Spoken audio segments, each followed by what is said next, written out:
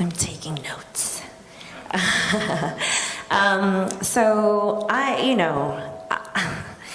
encountered Me Too since I was probably in junior high. So cumulatively, you can only imagine that's not the best experience. I can remember ever since I was young.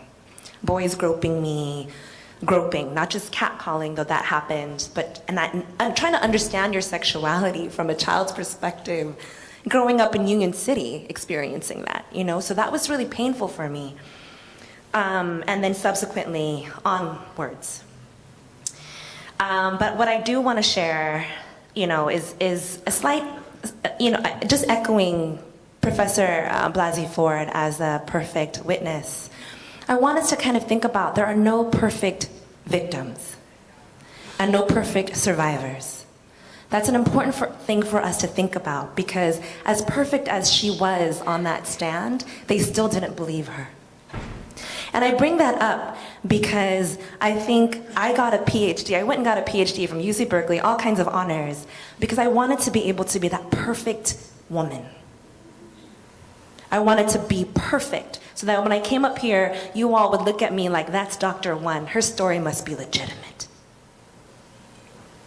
Meanwhile, I have such a complicated history that I know so many other people have experiences quite similar or parallel. Just that's one piece. So I go to the hashtag #MeToo moment that I want to share with you guys. So here I am trying to be the perfect woman, getting that PhD, that honorable PhD from UC Berkeley.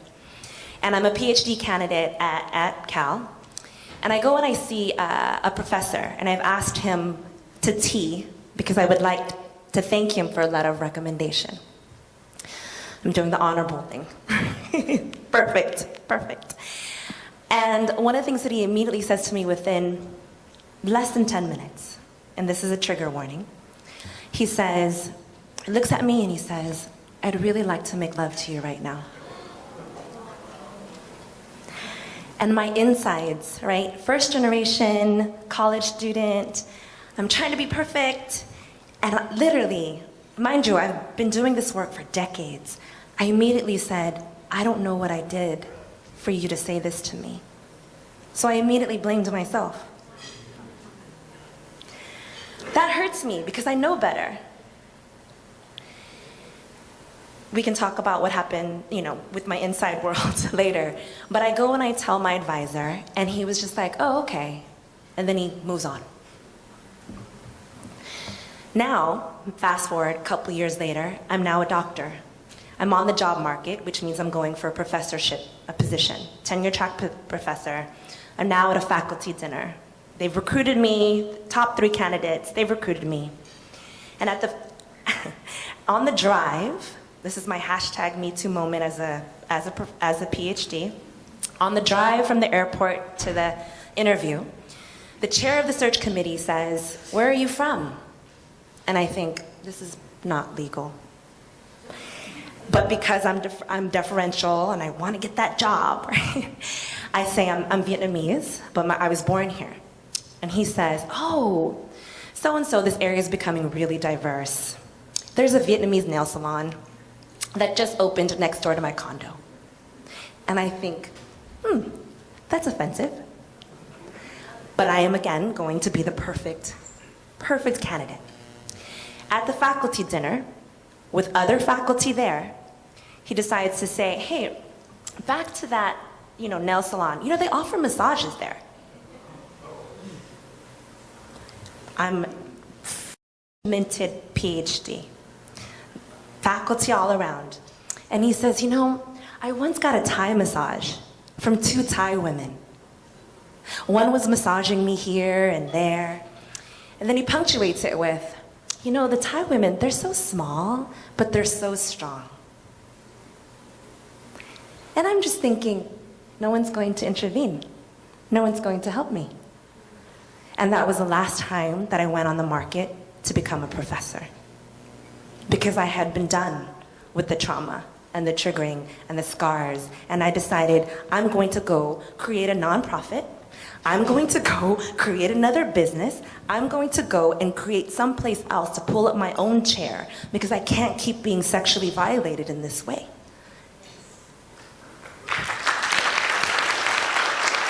But to that point, I think what I needed was support, to be believed, for someone to intervene, for a sensitivity to be triggered, like, I don't think this is a good question, right? Someone to intervene would have been so helpful to me. On that note, to the question, what advice would you give women or men or anyone in between, what they might need in a Me Too situation or what would happen afterwards? I think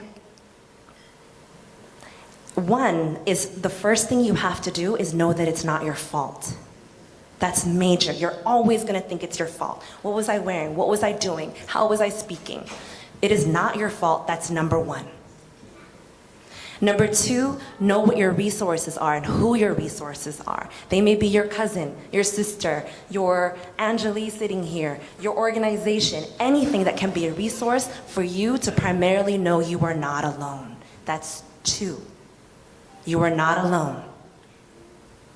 There's a whole movement, actually. And then number three, you have to do the process of healing. Because that's going to take, at least for me, 30-something years. On that note, what does everyone else do?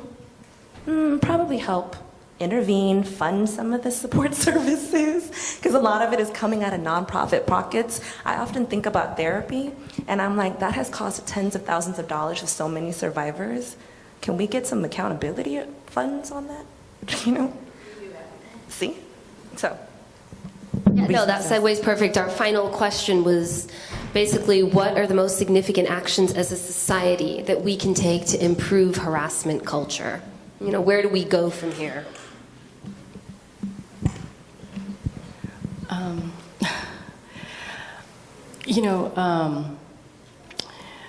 That was very powerful. I think, we have so many wonderful, compassionate people in the world, and then we have really these demons.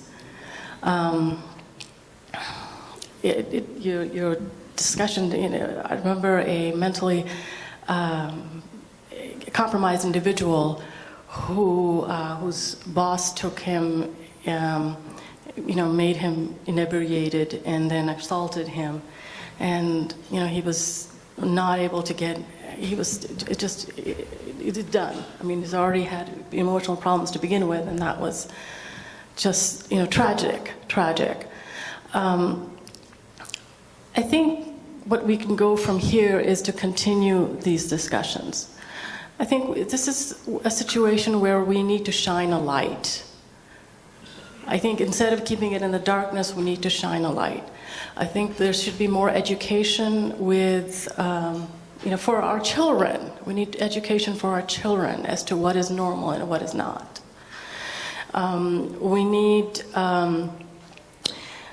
We need survivors to be listened to. We need resources for them. But we need a lot of prevention that happens. And that's through education, and that's through society saying, this is not okay.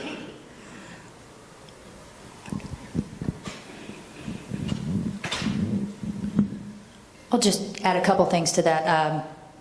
In my agency, of course, I'm the chief, and so I have 313 full-time workers and another, 100 or something between part-time and volunteers, et cetera. So we've got a pretty good-sized organization. So I thought about this question. I thought, well, I do need to do something. I do need to take some sort of affirmative action. And I think number one is role modeling, which means not only acting appropriately, but being careful about your words. Words really matter.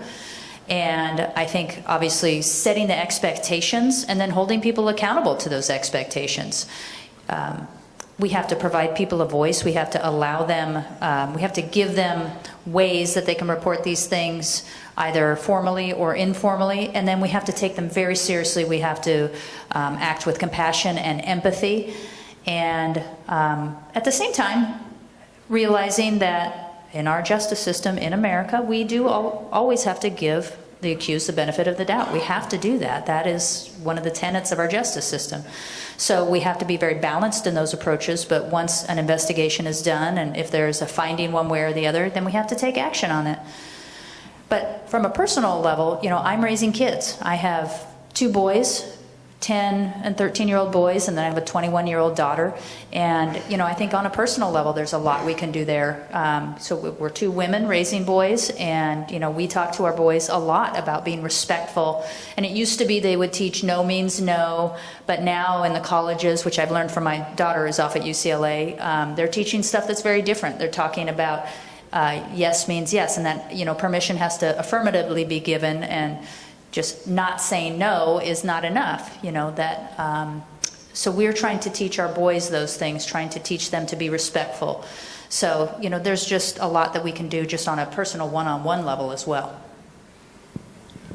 I also think that we have as we heard earlier, that education, prevention, of course, would be the first action, but educating people. And one point that Connie made that I really want to emphasize is that for somebody who comes forward or who discloses doesn't mean they have to call the police and doesn't mean they have to go through the justice system, either for whatever. They don't have to sue anybody. They don't have to come and testify in court. The resources are there for people to be able to heal, and that's really the primary goal. I mean, we want to prevent people who are sexually assaulting from doing it over and over. But we really, the education about the resources that are available, that people live with their pain and live feeling hopeless. And we've created a system here in California that provides resources for people, like the Family Justice Center that we have. And we're opening another one a second one in the county down in this area. Because everything is free there, and we have counselors, and we have resources, and we have the ability to pay for someone to go to relocate. There's a lot of resources that we put into this. And I think that for many people, our education, our ability to tell people what we can do to help them be able to heal, address their trauma and heal from it is really critical. And also to relieve people of that burden of thinking, if I do say something, my husband, my boyfriend, the guy down the street, my boss is going to go to jail. I don't want to be responsible for that. And one of the most important laws we have here in California is that the victim survivor always has the choice. And frankly, Dr. Blasey Ford chose to remain anonymous. And it was only when her name got leaked that she finally stepped forward. But it was her right to be anonymous, to say what happened to her, but not to self-identify. And then she got the courage to come forward. So I think educating people and sensitizing people and letting people that know that there is something on the other side.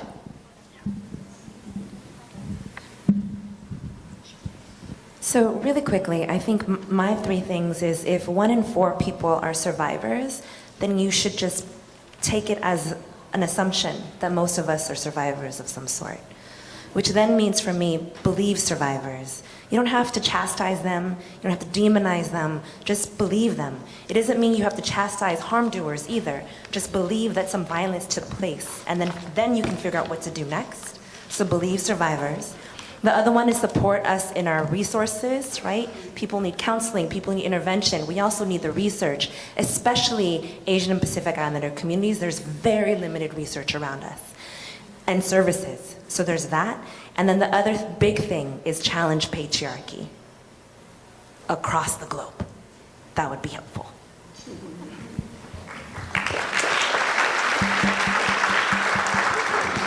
All right, well, I just want to thank our phenomenal panelists. This has been a journey which you guys have navigated with so much wisdom and grace and courage.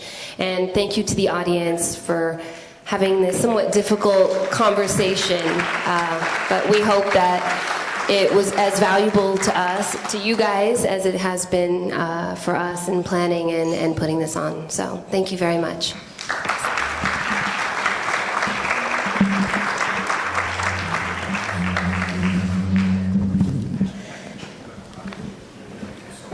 Well, that was such an important discussion to have, and we're so fortunate to have 5 very powerful, great women to have this dialogue.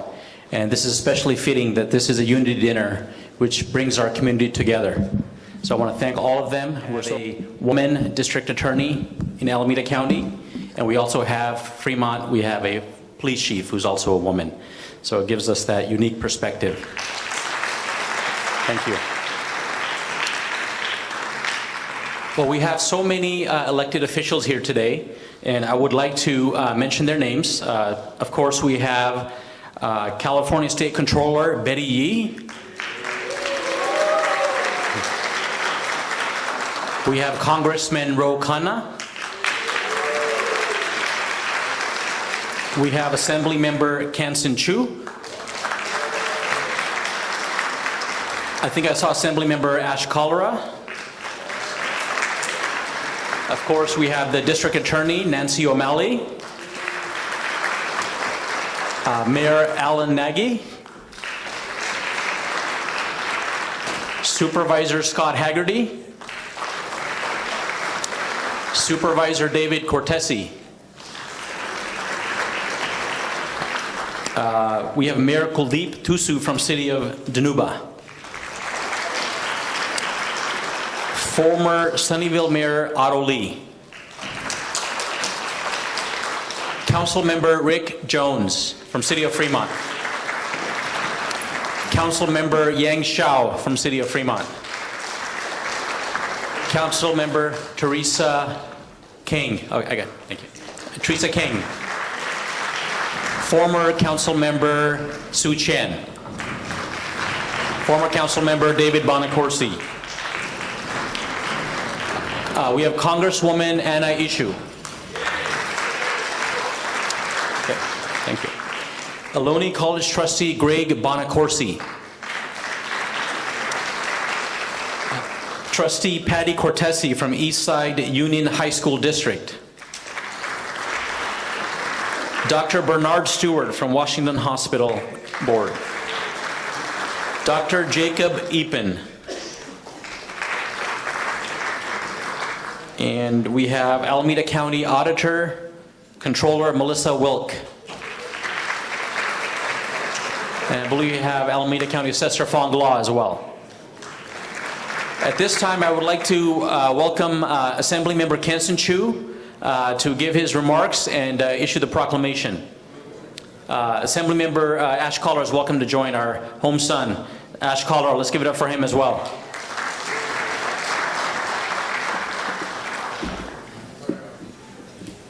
Okay. And also if we can have Mr. Jeevan Zutshi up here. Yes, sir. This sounds very familiar. All right, Ash, go ahead. You can go ahead. Huh?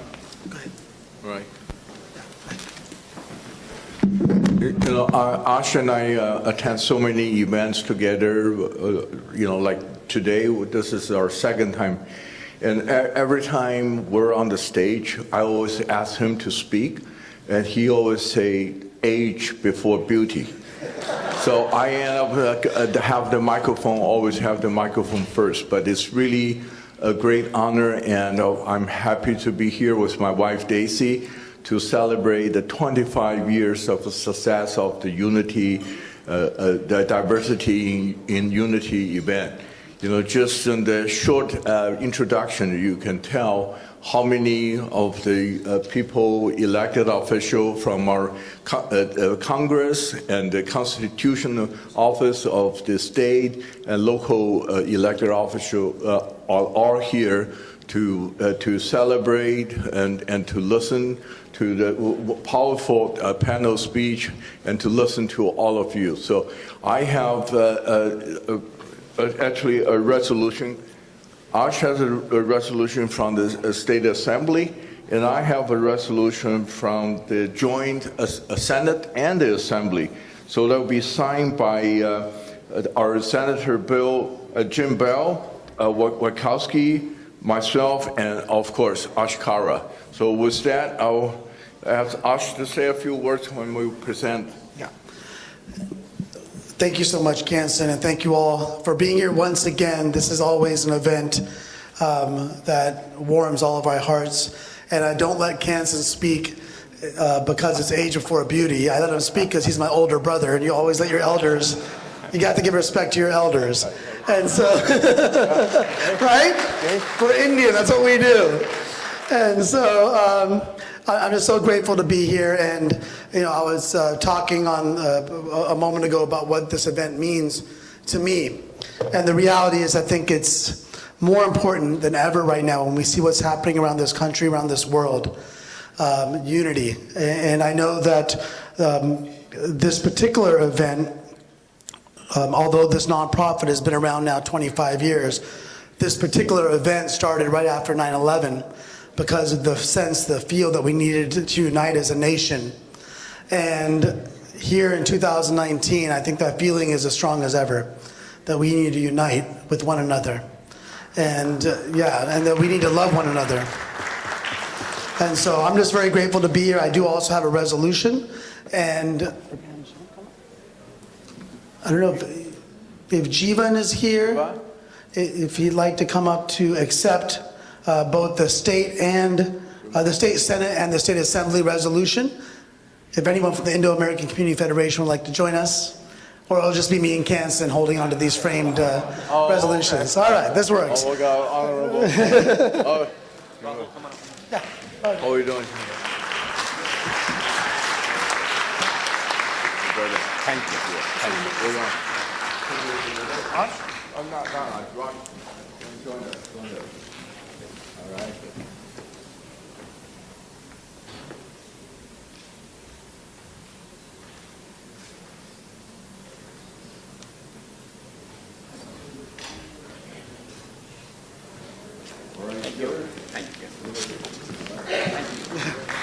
Okay, I was going to mention that Dave does I was supposed to do something. Okay.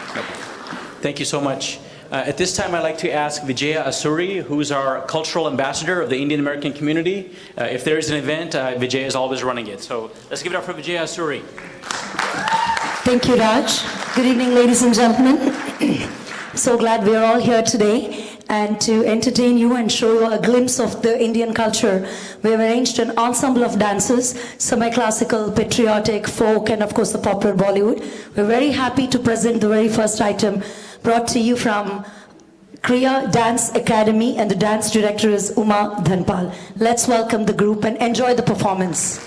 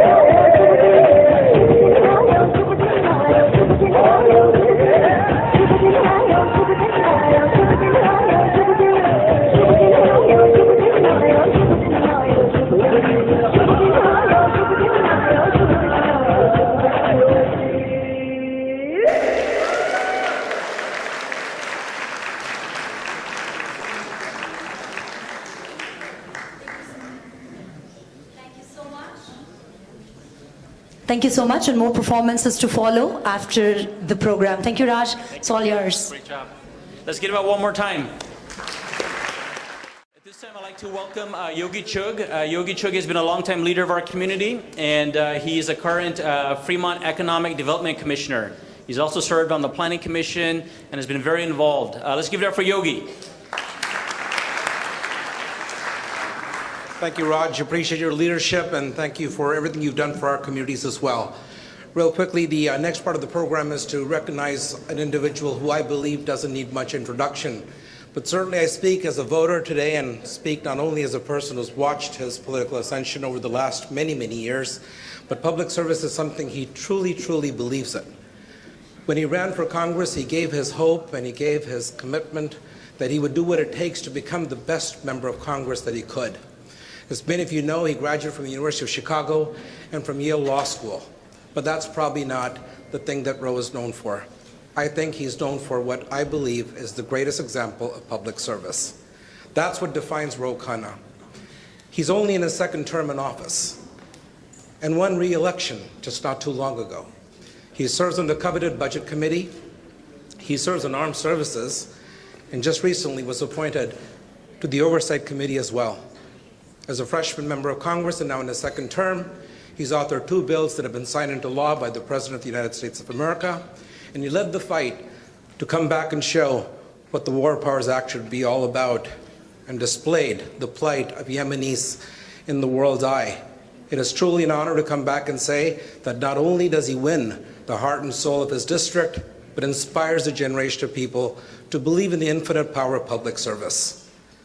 And at the same time, while he continues to serve his district with honor, he continues to win the heart and soul of the American voter all across. It is my distinct privilege to introduce before you Congressman Ro Khanna. Thank you.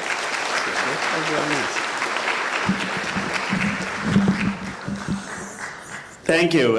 Yogi is one of my closest friends, so you should take that into account with that very kind introduction. But he has been there for me, back when I got 19% of the vote against Tom Lantos, and we've had a great friendship, and he's going to have a great future in public service. And I'm excited about Monica and Yogi are going to be celebrating their 25th wedding anniversary soon. So very, very happy to have him introduce me. Thank you.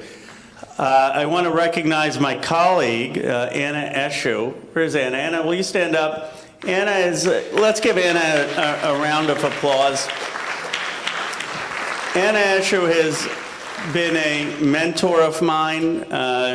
She's known me about as long as Yogi Chugh. And I was thinking when there was the panel about survivors and the Me Too movement, no one has done more for women's rights and those issues than Anna Eshoo. The way she handled the Blasey Ford situation with such grace was something the entire Congress has admired. And she is, of course, a champion in understanding Silicon Valley and the challenges that Silicon Valley faces, and yet being an optimist about it, and someone I look to for counsel and guidance in the Congress. So thank you, Anna, for being here.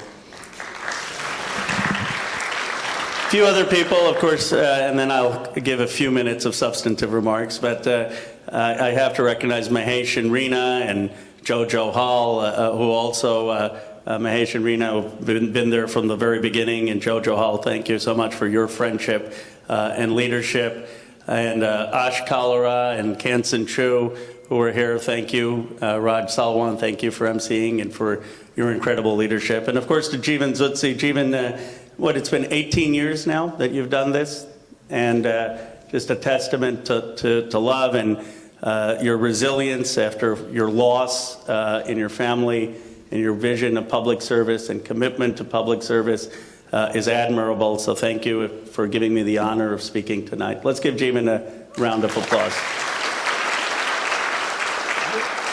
I want to speak just a few minutes, and I think Anna will agree. It is so refreshing to come back home from Washington, D.C., and to see the incredible diversity that is truly America. I was speaking at an elementary school this morning, and I looked down at the kids, Chinese American, Vietnamese American, Filipino American, Latino American. There were a few Caucasians too. And I said, people say, why am I optimistic? I said, that's the future. That's the future of America. You know, our district is the future of this nation. And you look at these new freshmen who've gotten elected, you know, and they're all in their 20s and 30s. The president's in his 70s. You know, I mean, the country is changing. The country is extraordinarily diverse, and that's our strength. And when people say, how do you know that our diversity is our strength? I say, well, we've got diversity, and we've also got the two largest market cap companies in the world, Apple and Google and Tesla and Intel and Yahoo and Cisco. And you know what? I think there's some correlation. I think there's a correlation between being one of the most innovative places in the nation and having people from around the world participate in our economy. And so every time I come back home, I am so inspired and so proud to be able to represent this place and to be able to represent our values as a contrast to all the poison that the president continues to spout into our public life and our public debate. And I'll end with this. You know, there's all this brouhaha being made of the freshmen and some of the comments here and there. And someone said, well, what do you make of all of this? I said, you know what inspired me the most about the freshman class? I was out to coffee. It doesn't make the headlines, but I was out to coffee with some of the other progressive members, and Andy Levin, who's a new member of Congress from Michigan, and Rashida Tlaib were there. Andy Levin is a Jewish American member of Congress. Rashida Tlaib, of course, one of the new Muslim American members of Congress. And they said when they were campaigning last cycle, they would go around Michigan campaigning on the Levin Tlaib peace plan for the Middle East. And I thought, what a remarkable thing that now we have people in Congress from all walks of life, for Indian American, Muslim American, Hindu American, Christian American, Jewish Americans. Our Congress not only looks like America, but it's going to have people who have heritages from all over the world. And ultimately, I'm convinced that's going to allow us to do more to advance justice and human rights, more to live out Jeevan's vision of unity, both in this country and this world. So thank you for having me. I have a certificate, Jeevan, for you, special recognition for all that you have done for our community, and I'm honored to be here, and even more honored to be your representative. Thank you. Great job, Congressman. Thank you. I'd like to welcome Joe Johal, who's one of our community leaders. Any event in the Tri-Valley, and Joe's running it. So we're very fortunate to have him, and we'd love him to say a few words about the Council General. Please welcome Joe Johal. Thank you, Raj. I know we're running a little late, so I'm not going to take too much time other than saying my good friend, Sanjay Panda ji has been here since November 14th, representing the 11 states in the western United States. He had one mission and one promise for us, that was to make our lives easier when it comes for consular services. And he has done that. He has been more on the road than he has been at home, because I know I've been with him at least. I was in LA, Orange County, Washington, D.C. Tomorrow we'll go to Bellevue, then we'll be in Seattle and San Francisco. So I probably spend more time with you than the message in the last 3 months and 7 days since you've been here. But it's an honor for us to have you here. He is very disciplined, no nonsense. He's going to do exactly what it takes for us to make sure we have the services we need. So thank you for being here. There we go. Thank you, Joe. I also wanted to tell you that he's a dear friend. So what he said just now, take it with a pinch of salt. Good evening, ladies and gentlemen. It's such an honor and a privilege to be addressing you. This is a very special occasion. 25 years, Silver Jubilee, a vision which the co-founder of the Federation, Mr. Jeevan Zutshi, I salute you today, that taking this forward. And adding a new dimension after 9/11 by conceptualizing this unity dinners. 18 years in a row, and your vision of unity and diversity is now moving on an upward trajectory. And I wanted to tell you, ladies and gentlemen, unity and diversity, the concept is something which is very close and very close to our hearts in India. And at the same time, it is not only the Indian ethos, this also gets reflected in the Californian ethos. The beautiful canvas that you have here, the mosaic, the diversity is actually so beautifully laid out here, and which makes, as I had said earlier, a beautiful painting with all the splashes of color. And this is a special occasion to be talking about color, when I take the occasion to wish you Happy Holi, our festival of colors.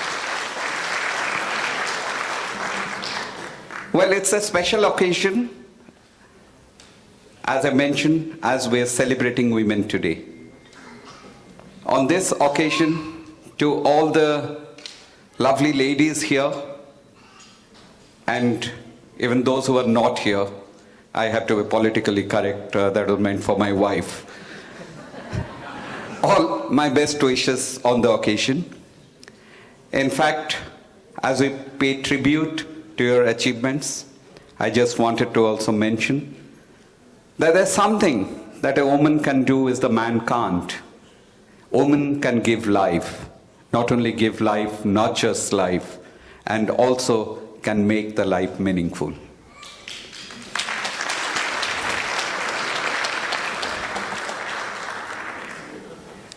I'm actually reminded of, I know we are running late today, so I have to be very brief, but I wanted to share with you something which I just remembered, what Margaret Thatcher, the former Prime Minister of Britain, had said. If you want something to be said, ask a man. If you want something to be done, ask a woman.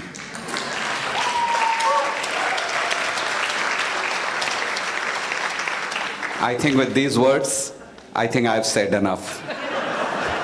I leave the rest to Raj. Thank you. Thank you.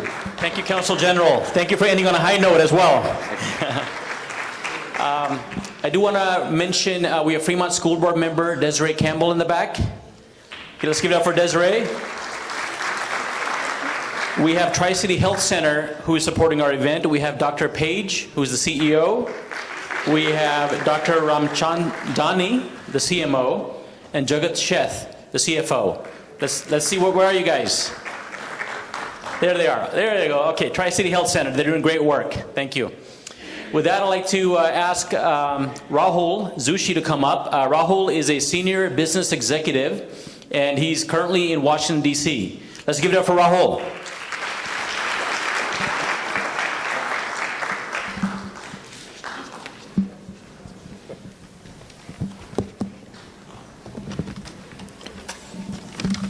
Thank you, Raj.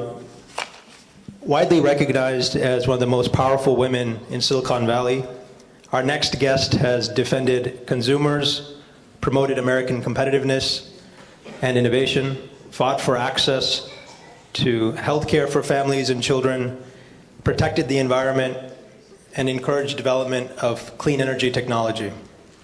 She sits on committees that oversee the internet and biotech, and has represented her Palo Alto district for over 2 decades. Known as a boundary crosser whose work consistently earns outstanding reviews, she has also served on the powerful House Energy and Commerce Committee for nearly a quarter century. And just a couple months ago, that same body voted to elect her as the first woman ever to serve as the chair of the Health Subcommittee. She's also the first woman in history to serve as the ranking member of the Subcommittee of Communications and Technology. Time won't allow me to recite all of her countless accomplishments, so please join me in welcoming Congresswoman Anna Eshoo.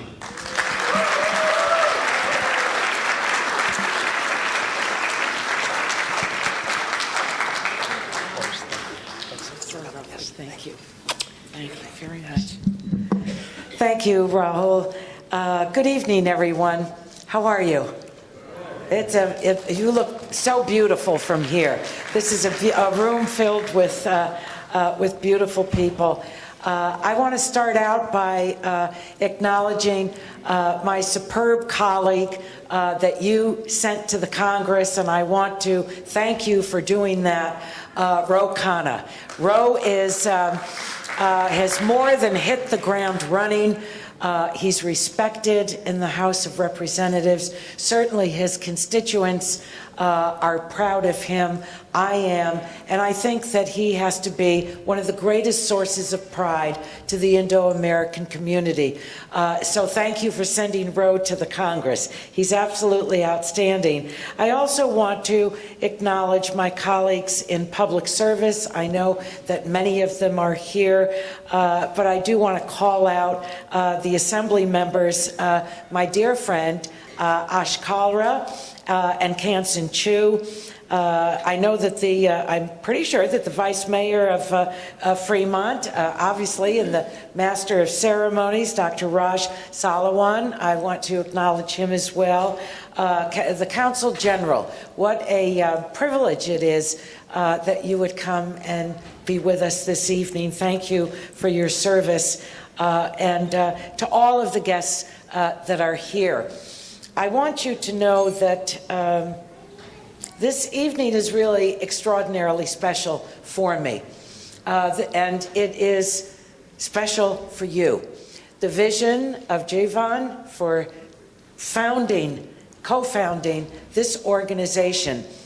It's not easy for organizations to live for a long time. In the beginning, there's always a great deal of energy, but as time goes on, people wear down. And instead, this organization has prospered. It has prospered, yes, it has prospered because it has the full support of the community, the respect of the broader community around the values that we all embrace. So, Jeevan, thank you for your vision, for your commitment, for your patriotism, and for the gift of yourself to so many. You have made a difference. You continue to make a difference. Let's give him a round of applause. I said to Jeevan when I saw him when I came in the door that if my parents were still living, they would be here with us tonight. They had, obviously, the way our families shape us. But this would have been something extra special to them. Why? Because they were immigrants. They immigrated to the United States as young children. And they immigrated with their parents, my grandparents, both sides of the family. They came to the United States because they fled their homelands because of religious persecution. So I have a very deep understanding that our country is made stronger through its diversity. I saw it in my own family. I still see it in my family. I see it in my extended family. I see it in my community. I see it in my congressional district. I see it across our country. We're a nation of many cultures, of many creeds and many races. And we're a nation of immigrants. That is the magical foundation of this nation. And it is our greatest advantage. Not just a great advantage, it is our greatest advantage. And so your work through this organization to honor diversity, and that diversity brings about a unity that is so magnificent that the rest of the world looks to us and respects us for it. Simply put, I love immigrants. I love immigrants. Immigrants are tremendous contributors to this nation. Immigrants have founded over half of the startups in our country that are worth over $1 billion. And 80% of those companies have top executives who are immigrants. In California alone, over 800,000 immigrants own businesses, and they have contributed $21 billion to our state's economy. Are you listening, Mr. Trump? The richness of America's diversity increased exponentially in Congress this year. And it was the American people that did this. 13% of the voting members in Congress are immigrants or the children of immigrants. 36 women were elected to Congress last November, and the most in our nation's history. That's the most in our nation's history.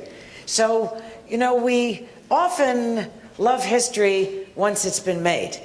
We were taught to memorize dates and names, and we embrace and we like that. But we don't think of ourselves as making history. But history was made. And the House of Representatives now has 4 Indo-Americans serving in it, in the United States House of Representatives. I think you all know who they are, starting with Ro, Ami Bera, Raja Krishnamurti, and Pramila Jayapal. 4. And I want you all to know, not one of them is a backbencher.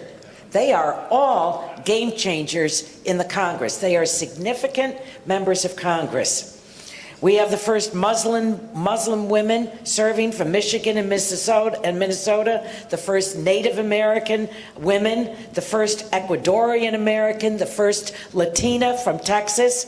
You'd think that Texas would have elected many Latinos. This is the first Latina in the history of our country from Texas. And from New England. New England sent 2 African American women to the Congress for the very first time from New England. So a lot of history has been made. 131 women now serve in the Congress. As I said, it's the highest number in our nation's history. And the House also elected, and she is a great, great source of pride, not only to me, a long, long time personal friend, but more important than that, a leader of integrity, a woman of enormous grace and intellect. We elected the first woman in history to serve as Speaker twice, Nancy Pelosi. Now, why is this such a cause for celebration and of historical consequence? Because we are a democracy where every voice, every human being with their diverse background and experience strengthens us. That's why it is so significant. I love the fact that many of them are Democrats, but the main point is the history that has been created and the value added to the United States House of Representatives, because the House is the house of the people. And it reflects more and more what America looks like, what America is, what the experience of average Americans is in life in America today. That's why it is so consequential. And it not only strengthens us, but it contributes to the betterment of our region as well. In so many ways. Now, the U.S.-India relationship is built on the most consequential foundation, democracy. India is the largest democracy in the world. And we have a shared vision. We hold the same values, and we have worked very hard and aggressively, I might say, to strengthen our ties over the decades. My congressional district is the epicenter of innovation and technology, but it's also a showcase of the continuing partnership between India and the United States. This strengthens India, adds to its economy, growing its economy with more people participating in the prosperous part of the economy, and in turn, India continues to send genius to the United States of America. I would say that that's quite a marriage. And of course, the Indo-American community has contributed to the betterment of this region in thousands of ways. So we have to protect this bond, and it's why I'm working to end the per-country caps for green cards. I think that that's very important. It's going to help a lot of people, and it's also why I have legislation. It deals with H-4 employment protection. Because we need to ensure that the spouses of H-1B visa holders will continue to have the opportunity to work. It is a very, very unfair thing, really, that has taken place. So, in short, the IACF, I think, really represents the best of America, of the American spirit. You all support the strong bond between India and the United States, and I know that you're committed to what it represents and that you will always work to strengthen that bond, which we are the beneficiaries in the United States and certainly in India as well. So I want to say bravo to each of you. To everyone that's here, those that couldn't be here this evening, for giving me an award that I will cherish all the days of my life. It means so much to me that this community would choose to do this on my behalf. My promise to you is that you have a sister, that I'm part of the extended family, and that I will always stand with you. And I want to congratulate you again on 25 years. You had a vision of unity. And during these times where there's enormous stress and strain across our country, emanating from the top of our government, that vision and that commitment will, excuse the expression, trump all the negativity. So we're just going to hold on to that. So God bless all of you, and thank you from the bottom of my heart for being with you this evening. Okay? I have something for you too. For me? I do. Can't be for me. More important people than I. No, I want to present this. Maybe Jeevan, would you come up, please? Where is he? Is he here? Yes. Jeevan, this flag was flown over the Capitol of the United States of America in honor of the community and the 25th anniversary. And there's a certificate, so fly the flag, fly the new flag over the center. It's so beautiful. It is. Well, you're beautiful. Yes, certainly. Okay? Congresswoman, I'll take that microphone. You Okay, take a picture with it. great.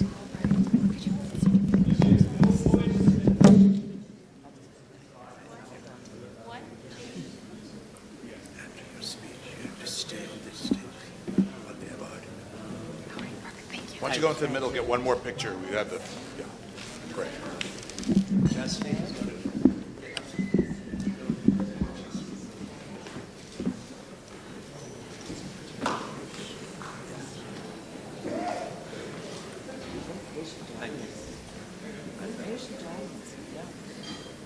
Well, she is commending you for your patience. Thank you. Thank you, everyone. As am I commending you for your patience. Congresswoman Eshoo, just stay up here for just a moment. I think there are more awards in your future.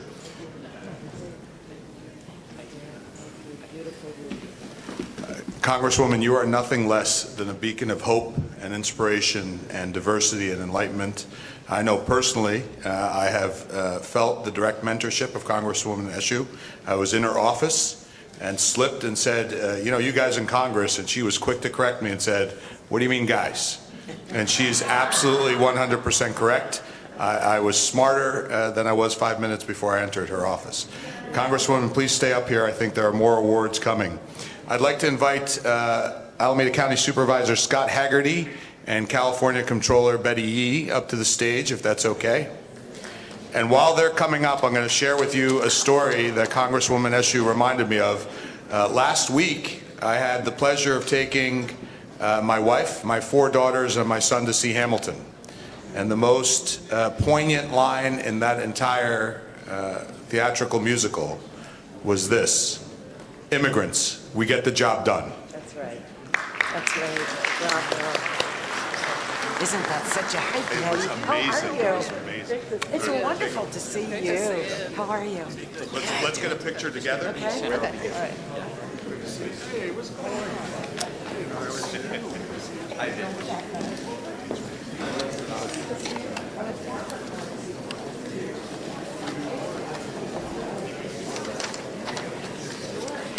Okay, this time I'd like to ask all the awardees to come up. Besides Congresswoman Anna Eshoo, we have Dr. Connie Won. Dr. Connie, she did a great job earlier. And of course, our Fremont Police Chief, Kimberly Peterson. Let's give it up for her. We also have Alameda County Administrator, Susan Muranishi. Please welcome her and give it up for her. We have Kameshwar Iranki. Kameshwar is a founder of CEO of Vajrasoft, which is an innovation IP management company. Let's give it up for Kameshwar.